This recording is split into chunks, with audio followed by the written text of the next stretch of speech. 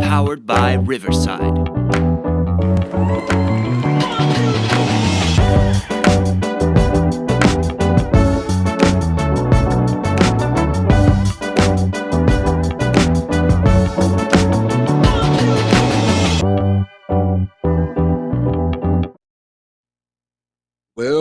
Well. Welcome in. It is Monday night. There is football going on, and I believe last I checked, the Baltimore Ravens are up on the Detroit Lions. I want to welcome you to the A Train Sports Talk live stream podcast. And the reason I throw that on there is because this show will be podcasted after I do all my edits. Now, I know normally I'm talking high school sports, and no, I have not neglected the high schools. As a matter of fact, I will give you the scoreboard show and a few highlights.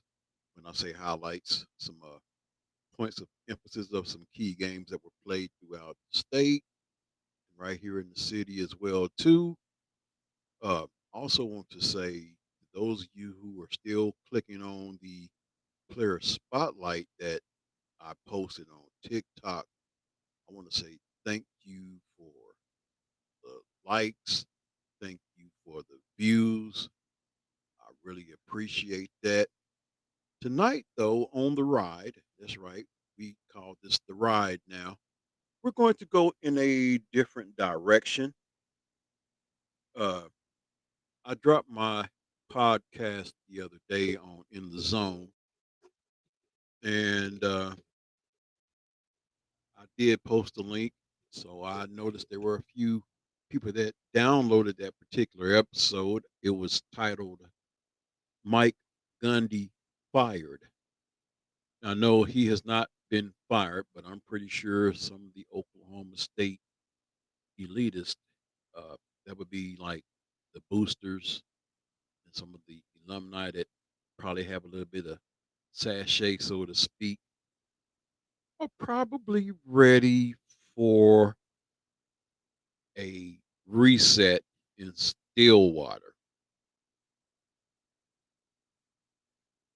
It's one thing to get boat raced 69-3 by Oregon. Of course,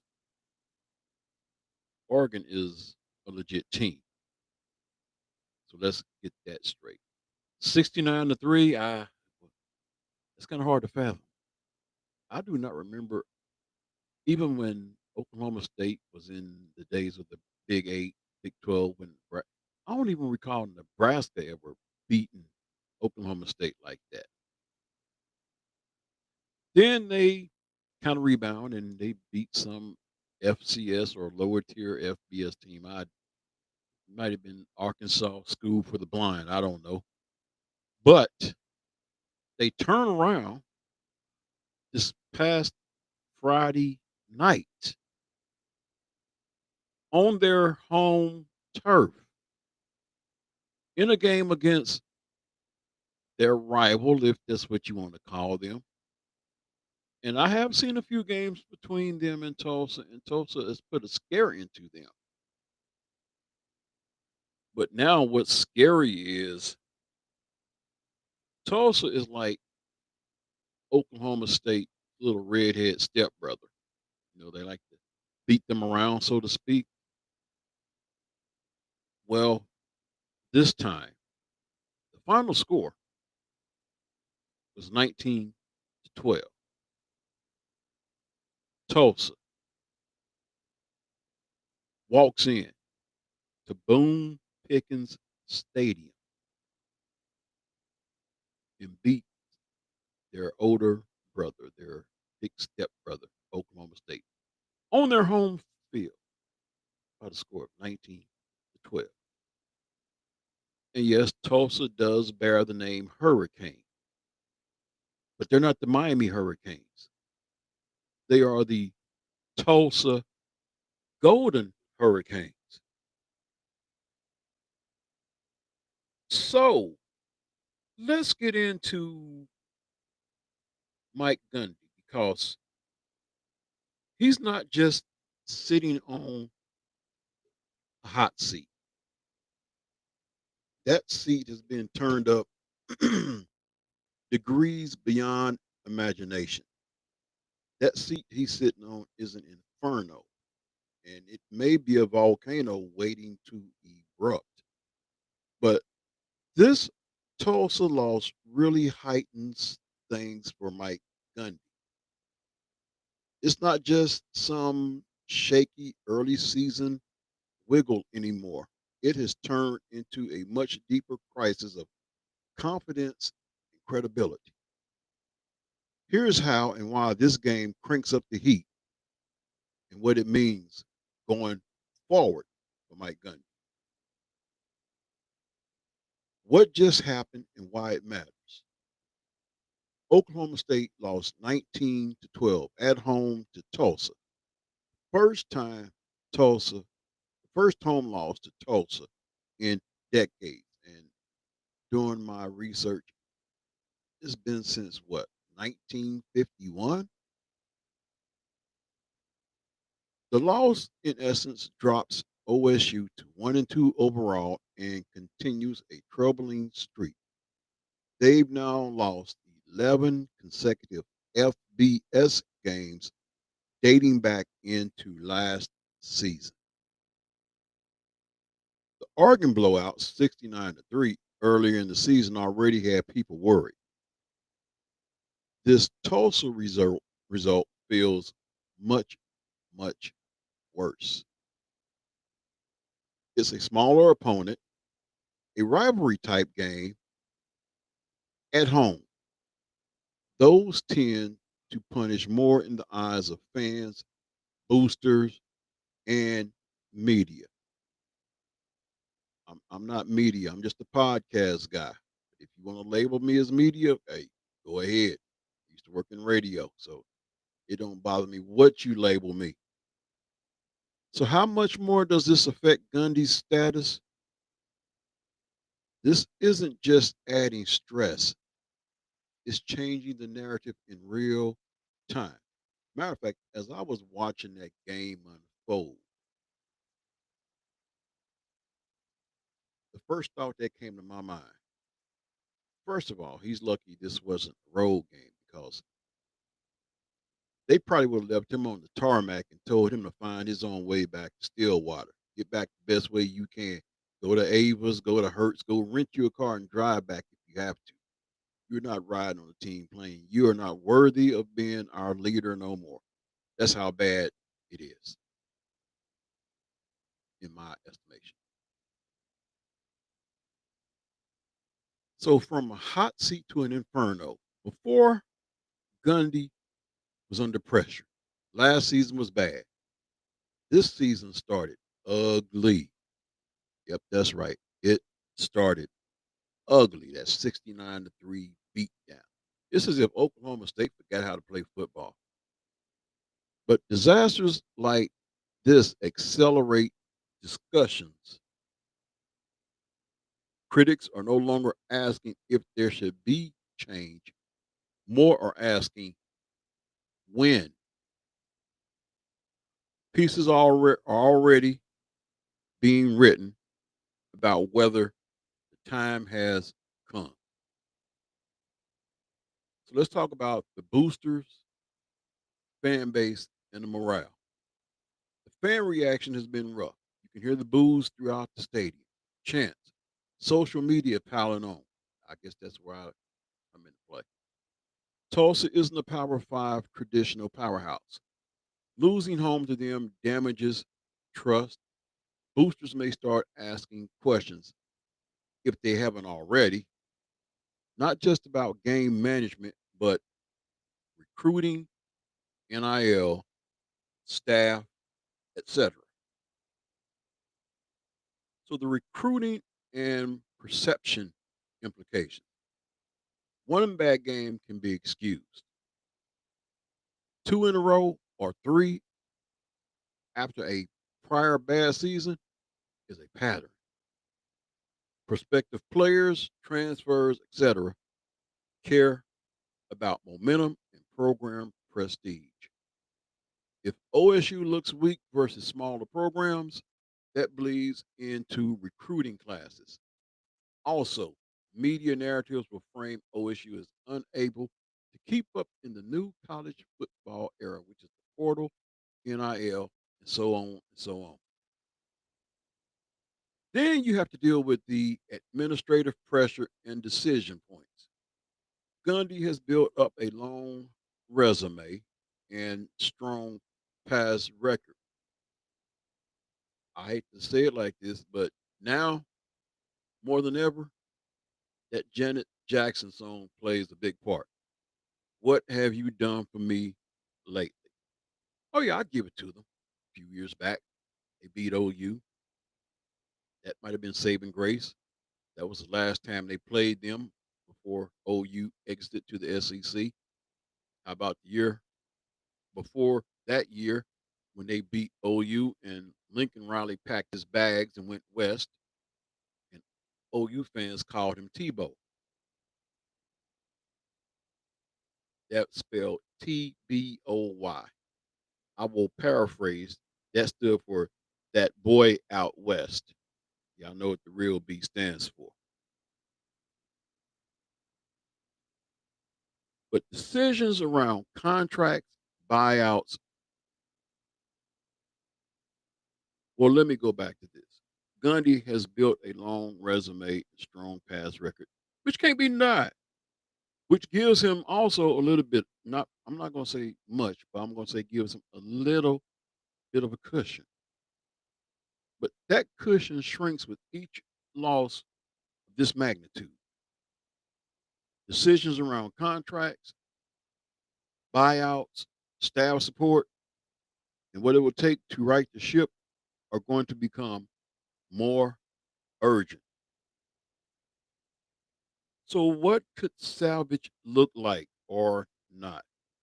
To survive the coming storm, at least for the short term, certain things will likely need to happen.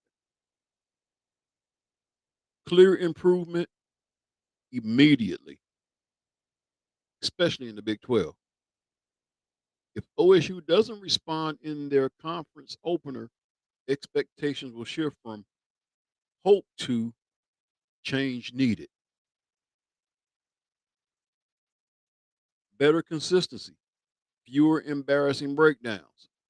The losses, especially the Oregon one, now this haven't just been losses, they've exposed serious flaws: defense, discipline, scheme. Boosting recruiting plus NIL activity that shows the program isn't falling behind pure schools, demonstrating that the infrastructure resources are in place to compete. Once again, Boone Pick, Boone Pickens, deep pockets.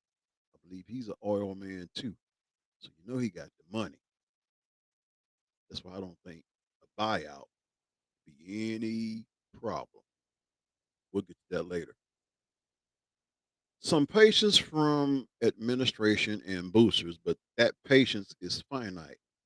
If there is not visible progress in the next 2 to 3 games, talk of replacing Gundy will escalate significantly. I'm beginning to wonder how significantly can it escalate beyond the Tulsa game this past Friday. So here's the bottom line. Yes, this Tulsa loss turns the heat up from hot seat to something much more dangerous. Gundy isn't done yet by any means. His history and legacy buy him time. Question is, how much time? But what once might have been viewed as a rough patch is increasingly framing the season as a make or break moment. Unless things improve fast, we may very well be seeing the beginning of the end of the Gundy era at Oklahoma State, which means no more rants, no more "I'm a man" rant. Come after me.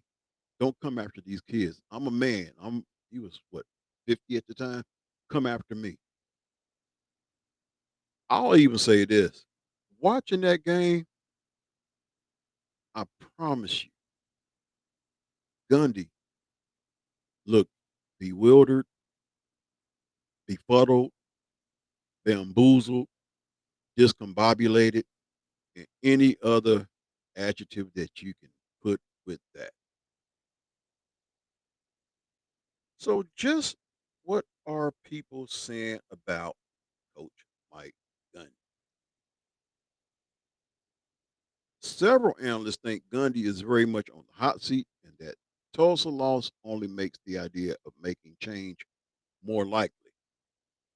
One major hurdle: Gundy has a $15 million buyout clause. So even if OSU wanted to move on now, it would cost them substantial. Another wrinkle: Gundy's buyout is the same for the next few seasons. So in some ways, delaying a change doesn't cost more, but perception, recruiting, program momentum, donor and booster satisfaction all could incur increasing costs if things continue to decline. Some insiders think there will be more leeway given because of injuries, notably QBs, and perhaps because adjustment to new staff schemes, but the margin for error is shrinking.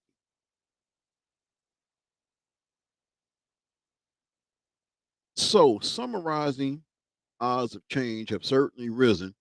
Whether it happens this season or after is less clear, but few people believe Gundy is safe. So let's talk about some potential replacements being discussed. Here are names that have been mentioned in articles, pundit columns, Reddit threads, etc., with some of the pros, cons people are talking about. And we're going to look at the candidate current and most recent role, what makes them interesting, potential concerns. Ben Arbuckle, Oklahoma OC, offensive coordinator at Oklahoma. Young, energetic offenses boosted Oklahoma's offense. Good profile would send a message. Might be poached by other jobs. However, there's lack of head coaching experience. We need to build out a staff. There's Alex Golish, South Florida head coach at USF. Early success, building momentum, has shown the ability to win in the region, has some experience with recruiting and run the program. USF is not OSU scale. Stepping up expectations would be steep, would need resources and maybe more staff support. Well, right. Then there's Zach Robinson, Atlanta Falcons OC, former OSU QB, NFL, offensive coordinator, alumni ties to OSU, could excite the fan base. Modern offensive thinking, strong pedigree from working in pro offenses, no head coaching experience, especially in college. Recruiting, NIL experience less proven, may have to be lured away from the NFL. Then there's a John Sumrall, Tulane head coach, has had recent success, built a culture, proven results, might be seen as a safer step up candidate, might prefer to stay where he's successful, would need to adapt to Big 12 competition, would likely demand a strong compensation package. Do you blame him? Heck, if I was in a position of coaching, I'd want me a strong compensation package because I want to know if something don't work out. I want to make sure I'm financially set after I'm terminated from my duties. Then there's Ryan Silverfield, Now, have you noticed a trend right here? Three of these coaches are from the same conference, the American Athletic Conference. Ryan Silverfield, head coach at Memphis. Steady performance, experience. Some believe OSU might want someone who knows the group power transition well. Not sure how attractive Memphis is as a stepping stone. May need to show ability to win big games. Budget expectations would shift. But here are the key obstacles and what needs to happen for a change. As noted, buyout costs is big. OSU's leadership would have to decide whether the damage, both financial and reputational, of keeping Gundy to a collapse is worse than paying the buyout and starting fresh. Timing. Mid-season firings tend to be messy, and we've seen that. If OSU wants to fire Gundy during the season, they'll need someone lined up, and there are fewer options once other coaching jobs are filled. Also, public backlash from fans, alumni can happen either way. Would OSU be satisfied with internal promotions, maybe an interim head coach, or do they want someone new from the outside with a different vision? Then there's recruiting. Transfers and program momentum may suffer if there's uncertainty for too long, which makes the decision sooner more tempting, but also riskier if done hastily. So I want you to chime in and tell me exactly your thoughts. What should Oklahoma State do? Maybe we will know more after the next 2 to 3 games. I'm pretty sure they go out and their next game is an equally embarrassing loss to a team that they should beat. It might not be 2 or 3 games. It might just be one or two. And you're through.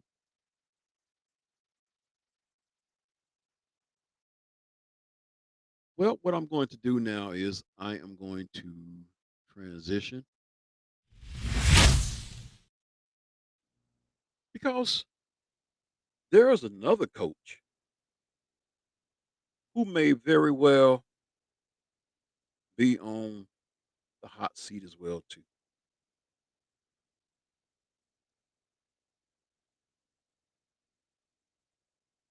Yes, there is growing chatter about Dabo Sweeney job security at Clemson. Many believe it might be time for a change or at least serious changes. So let's look at the current situation.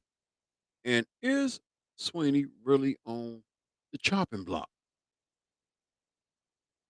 Clemson is off to a 1-2 start in 2025, which is their worst start since 2014. Losses to LSU and Georgia Tech have raised eyebrows and shaken confidence. There are public criticisms. Fans, media, and analysts are pointing to declining recruiting momentum, less dominance in the ACC, and an offense defense that hasn't looked as sharp as during Clemson's championship years. Sweeney has pushed back on criticism, reminding people of his record. I guess that's that cushion that Mike Gundy's supposed to have too. Look at what I've done in the past. Yeah, the question is, what are you doing right now? ACC titles, playoff appearances, championship game appearances. He has also made defiant remarks suggesting that he's not going anywhere. So, what works in his favor? Well, he too has a very big contract. In 2021, he got a 10-year deal through 2031 worth 115 million.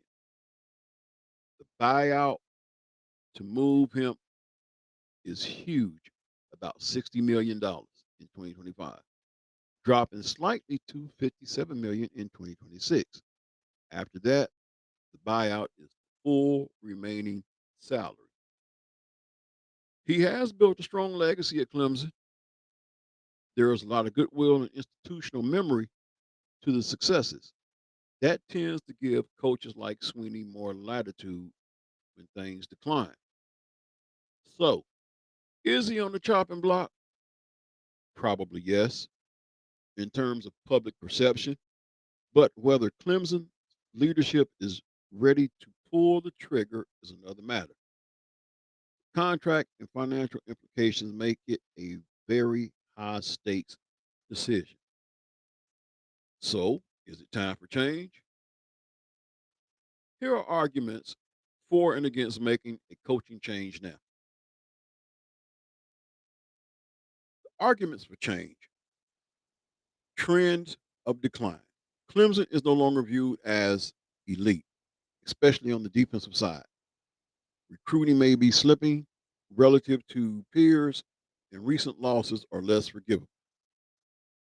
Secondly, modern college football demands evolution, more reliance on transfer portal, NIL, scheme innovation. Critics argue that Sweeney's strategies haven't kept pace. Thirdly, fan and booster pressure, which can have serious financial and recruiting consequences. If donors pull back or recruiting is hampered, the cost of waiting it out may be large.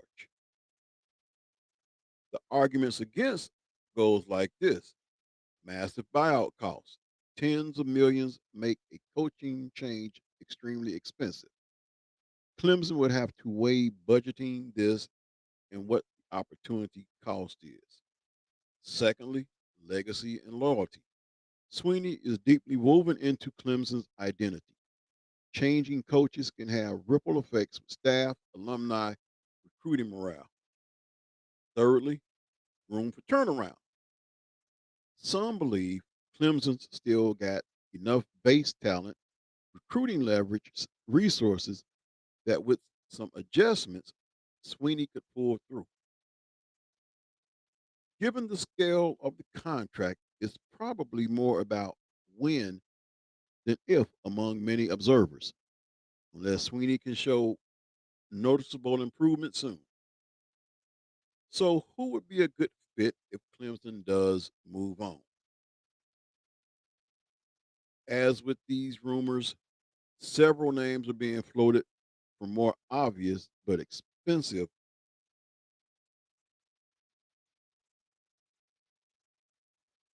And I just lost.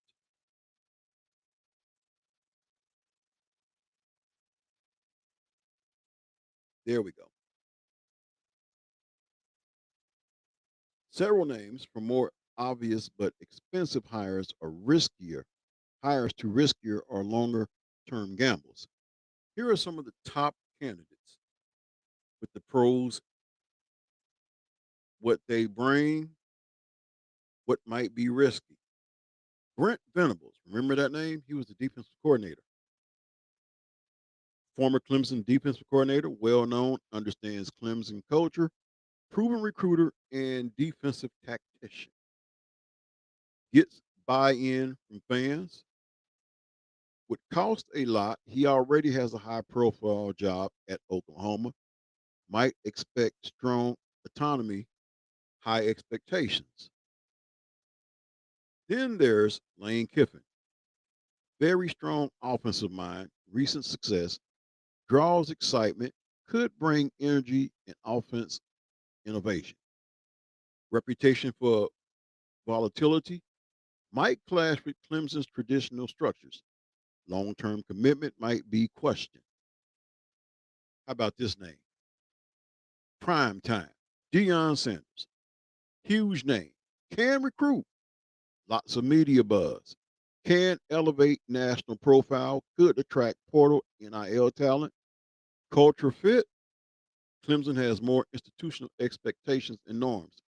Questions about how sustainable the hype is, Existing contract obligations are a barrier. Then there's Jimbo Fisher, proven championship pedigree, experienced in the ACC environment, knows what it takes to recruit in that quarter. Some criticism of his recent track record, expectations versus results, caused potential for repeating issues Clemson already faces.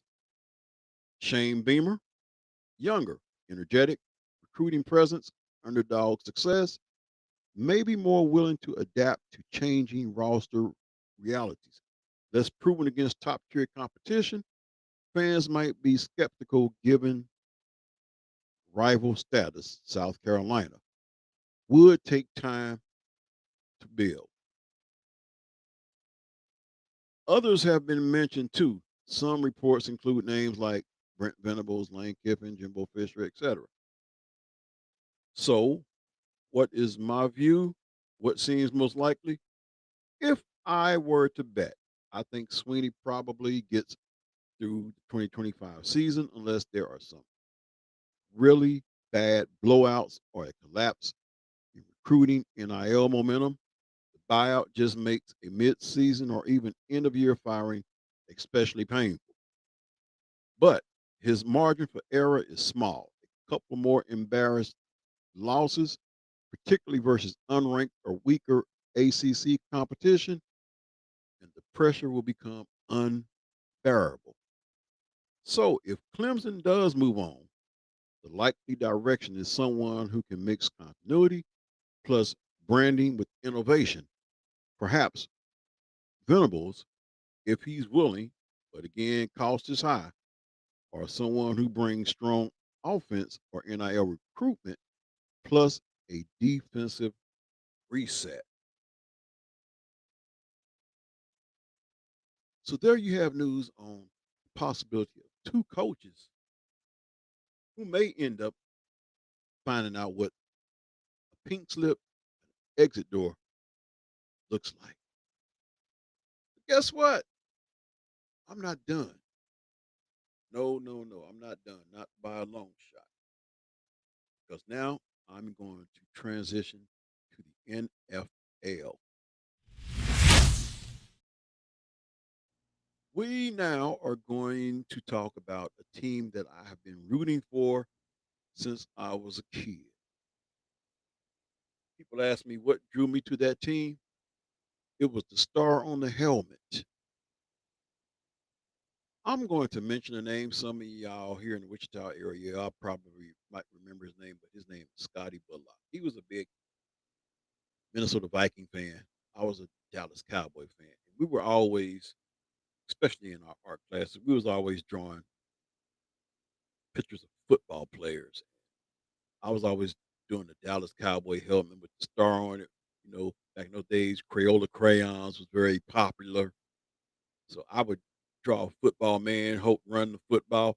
Matter of fact, it was number 44, Robert Newhouse. Yeah, that goes back a long ways, doesn't it? I know y'all remember that name. Robert Newhouse, Roger Staubach, Drew Pearson, Billy Joe Dupree. Oh, how about that Doomsday defense? Randy White, Harvey Martin, Ed Too Tall Jones, Charlie Waters, Cliff, the names, uh, even the field goal kicker, Raphael Septian. Yeah, I go a long ways back. This version of the Dallas Cowboy, they had a doomsday defense. Now the organization looks like they're experiencing doomsday. Yes, I said it. A lot was made about Jerry Jones trading away Michael Parsons. But let's not forget, you also had another guy on the other end of the defensive line that gave quarterbacks fits. You let Demarcus Lawrence walk for nothing. So I want to get into some Dallas Cowboy talk because I want to know, are they doomed? And is Jerry at the point of doing the unthinkables because I don't put nothing past Jerry Jones. So let's look at what's going on in Dallas. I want to start with the defense because that's the weakness right there. Dallas right now, points allowed thus far in 3 games, 92 points in 3 games. That equates out to 30.7 points per game. One of 7 NFL teams allowing plus 30 points per game. Fourth most in franchise history through 3 games. Sacks, 4 total sacks in the first 3 games. Very low. One of few teams with 4 or fewer through 3 games. Big plays allowed, 25 plus yard completions, TD passes, high number, more than usual. Historic levels for Dallas. Cowboys have allowed many completions of 25 plus yards and several TDs of 25 plus yards. Worst completions and passing TDs in that category for Dallas in 45 years over a 3 game span. So, what does that suggest? Cowboys defense is significantly underperforming, especially compared to recent expectations. 30 plus points per game makes it hard to win unless offenses is firing at a high clip. And of course, we know they pretty much laid a dud yesterday against the Chicago Bears. Totally unacceptable. Not to mention, you put the star wide receiver in a bad position, high ankle sprain. CD Lamb is not a running back, he's a receiver. You got Javante Williams back there to run the ball, who, in my estimation, doing a pretty darn good job at it. He's averaging about 5 or 6 yards a carry. So why'd you even need CD Lamb back there in the first place? I guess you can blame that on coaching. But heck, the coach pretty much is an extension of the owner, and we know the owner does not make good, sound decisions. The pass defense is especially vulnerable, giving up many big plays of 25 plus yards, allowed long TD passes, which suggest issues in the secondary coverage and or pressure from the pass rush. Hey Jerry, how'd that work out trading Michael Parsons away for what's his name? Kenny Walker or whatever his name is. I don't even know the guy's name. He came from Green Bay. He was supposed to help stop the run with the run stop. Lack of sacks compound the issue. Without strong pressure, opponents are able to take their time, exploit coverage mismatches, and get chunk gains. So, who does this fall on? Well, let's look at their coach. What do we know about Schottenheimer's position? Well, he was offensive coordinator for Dallas in 2023-24 before being promoted. He got a 4-year deal. His hire was part of a desire for continuity. He's familiar with Dak Prescott, familiar with the offense. How this changes the panic narrative? Since McCarthy is no longer the coach, your panic or not framing needs adjusting. The stakes for Schottenheimer are different. New head coach equal more leeway, but also expectations. Schottenheimer has the benefit of a clean start, but fans, owners expect progress. The honeymoon might be short, especially in Dallas. Past performances still matters. Even though it's a fresh coach, team's recent struggles, injuries, offensive regression, missed expectations don't get wiped off clean. Shoddy inherits the problems and the blame if they don't improve. Continuity versus transformation. With a lot of continuity in staff offense, the question is, will things fundamentally change or will the same issues persist under a new label? If the same mistake patterns show up, drops justifiably, soft, moments like Pickens' meltdown, injury management, people will question whether this hire was enough. Roster and health are huge variables. Without Lamb or with key offensive, defensive injuries, it's going to be tougher. If Schottenheimer navigates those well, credit goes to him. If not, things look rough quickly. So the revised panic button case for Dallas under Schottenheimer, here are reasons why fans might start panicking or at least hitting the warning buzzer now that Schottenheimer is in charge. Early losses under a new coach tend to stick more in fans' memory. Losing to the Bears with Lamb injured plus Pickens meltdown under new leadership isn't great optics. If Lamb's injury lingers, it tests Schottenheimer's depth and adaptability. If offense can't execute with backup wide receivers, how much has anything really changed? Not nothing at all. Emotional breakdowns like Pickens' helmet moment under a new coach could be seen as passion, but as a lack of discipline or culture. Schottenheimer needs to set the tone fast. I have yet to find any one of Jerry Jones's yes men that knew how to set the tone. At best, this guy, I haven't heard any interviews from him since that, would probably say he's just a passionate guy. There's a memo out. There's a reason he's not in Pittsburgh. All you have to do is call Coach Mike Tomlin. The defense has to hold its ground because offense will have growing pains. New head coach, possibly new tweaks. If defense collapses, losses will pile up. But let's see what supports not panic yet. It's still early in the season. Few games can shift narratives dramatically.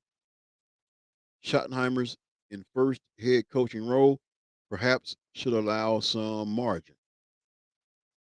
Injuries are a factor and many teams deal with them. Team may improve as healthy players return. Cowboys still have strong pieces. Dak Prescott, CeeDee Lamb, when healthy. Wide receiver group, defensive talent, not a barren roster. Okay, if you say so. So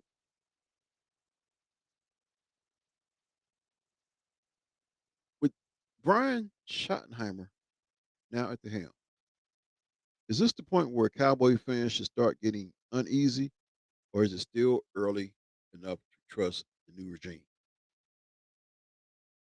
Keep in mind, once again, Schottenheimer inherits both a high profile roster and the weight of missed expectations. The same problems show up drops, bad situational football, soft losses, panic meter will spike fast.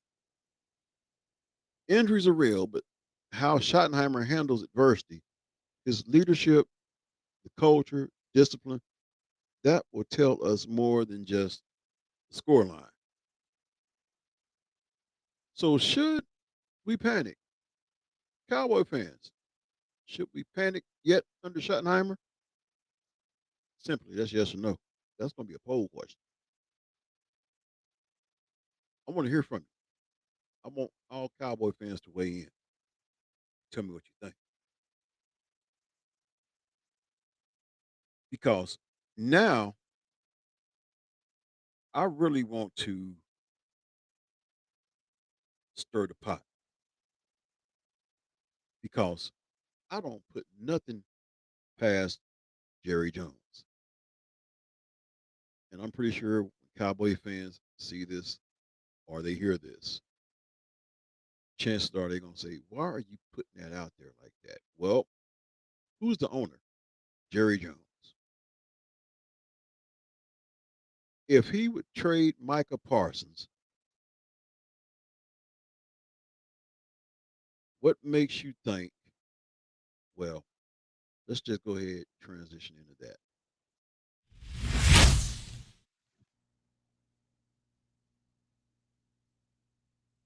So would Jerry Jones trade CD Lamb?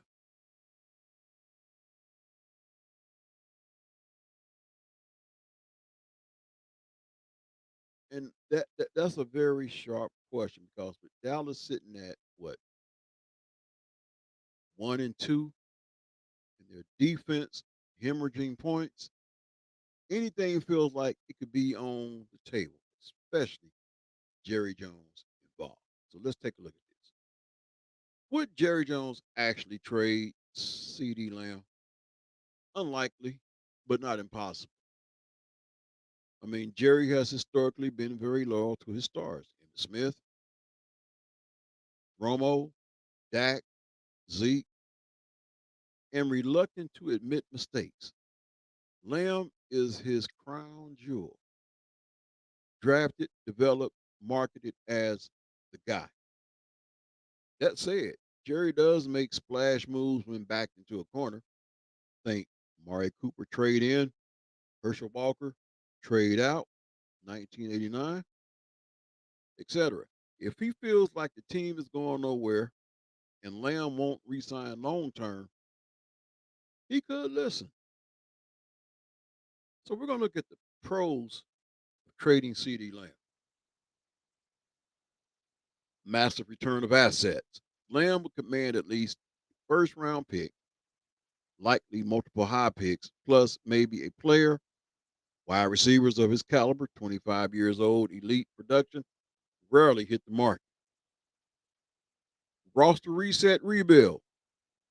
If the Cowboys are headed toward a soft reset, trading Lamb accelerates draft capital acquisition for a possible new coach, front office reset in 2026. Definitely need a front office reset. Cap flexibility. Lamb will be due a mega extension north of 30 million a year. Trading him avoids that cap hit and gives flexibility for O-line rebuild, QB decisions. I know some of y'all were glad to hear that part right there. Some of y'all were ready for Dak to been gone 5 years ago. And defensive overhaul. Aligns with potential tank. If Dallas keeps spiraling, moving Lamb could legitimize a tank, stacking assets for a QB class or defensive studs in the next two drafts. So, what are the cons of trading CD Lamb? He's the face of the franchise. I know most people are stuck with tradition saying that the quarterback is always the face of the franchise, but this is one time where it's shared face of franchise. And yes, CD Lamb is that guy. Lamb is the offensive identity. Trading him signals to fans that Dallas is punting the season and maybe the next. That's not Jerry's style. He sells hope. Hurts Dak or any QB. Dak is already under pressure. Got that damn right. Sorry about that. Had to put that out there like that. Well, I didn't have to. It just came out like that. Excuse me, y'all. I know some of my high school people that appreciate what I do for the high schoolers. Like, I know he didn't just say. Yeah, that some I'm a work in progress. Forgive me, y'all. But yeah, Dak is already under pressure. Removing his wide receiver one leaves him with Brandon Cooks and youngsters, a bottom tier wide receiver room. It almost guarantees offensive collapse. We saw that yesterday. Dak threw interceptions. So heck, may as well put in Joe Milton. What'd he do? Interception. Sets back competitiveness. Lamb is only 25 and entering his prime. Trading him means Dallas is rebuilding instead of retooling, which is hard to sell to a fan base that expects to contend every year. Jerry's ego and optics.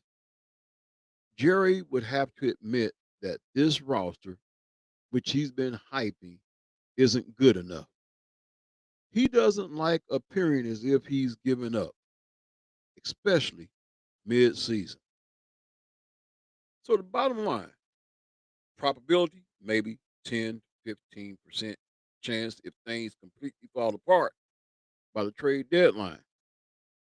Much higher if Lamb and his camp indicate he won't sign long term. Most likely, Jerry doubles down, either firing coaches or making a splash trade for help like a pass rusher or cornerback rather than trading Lamb.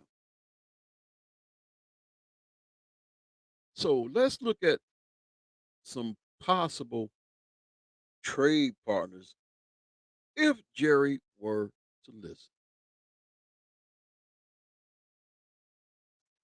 New England Patriots. Why?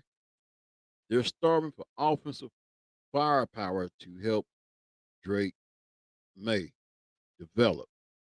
Bill Belichick is gone. Krabs might want a franchise wide receiver to headline the new era. Possible package is a 2026 first and 2027 first. Yes, it could take two firsts from New England, given their desperation. Jerry's angle, he could sell it as a Herschel Walker type reset, but with fewer regrets. That's the same darn thing he said when he traded Micah Parsons. How about Kansas City Chiefs? Why? Holmes has Rasheed Rice, but no true wide receiver one. I'm pretty sure some of y'all saw that game they played against the Giants. All you could do is shake your head. Adding Lamb to Kelsey, that is, if he doesn't retire soon, could extend their dynasty window or maybe give their dynasty window a jump start. We've seen their regression the past 3 years, even though they won the Super Bowl, lost the Super Bowl, and now it looks like they're on planet Earth and not in planet Orion.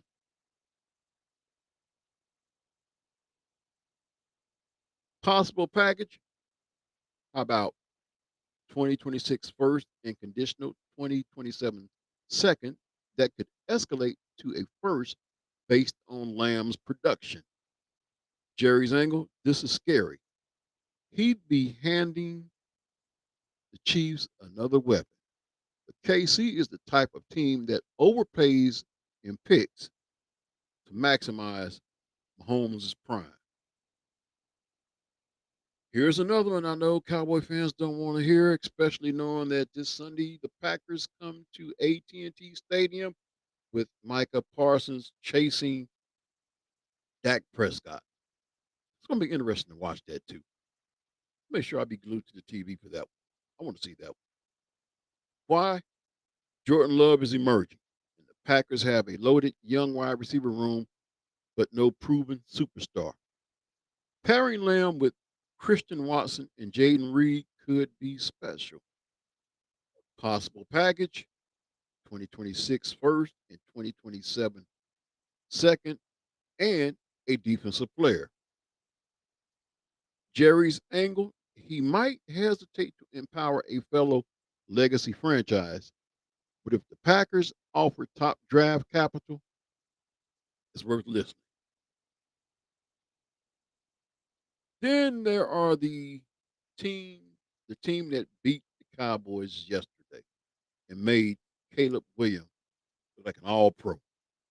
That's 2 weeks in a row they made quarterbacks. One, they made Russell Wilson look like a first ballot Hall of Famer, and they made Caleb Wilson look like first team All-Pro.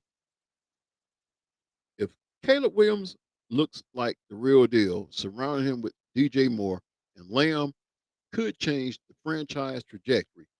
Bears also have draft capital from past trades.